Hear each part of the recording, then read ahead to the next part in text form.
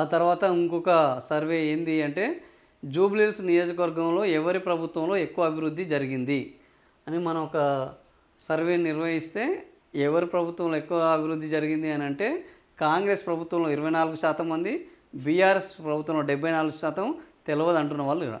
అంటే ఓవరాల్గా జూబ్లీహిల్స్లో నియోజకవర్గంలో బీఆర్ఎస్ పాలనలో ఉన్నప్పుడే ఎక్కువ అభివృద్ధి జరిగింది అని మెజారిటీ ఏంది ఇక మ్యాక్సిమం అన్నట్టు 74% మంది బీఆర్ఎస్ వైపుకే ఓటేస్తున్నారు. నెటిజన్లు మొత్తం ఇప్పుడు ప్రస్తుతానికి అంటే ఇప్పుడే మనం చూసాం కదా, యువత ఎవరికి ఓటేస్తే వాళ్ళదే ప్రభుత్వం వస్తుంది, వాళ్ళే ఈ సమాజాన్ని మారుస్తారు. ఈరోజు ఈ యువత ఇప్పుడు మొత్తం సోషల్ మీడియాలో యాక్టివ్గా ఉన్నది.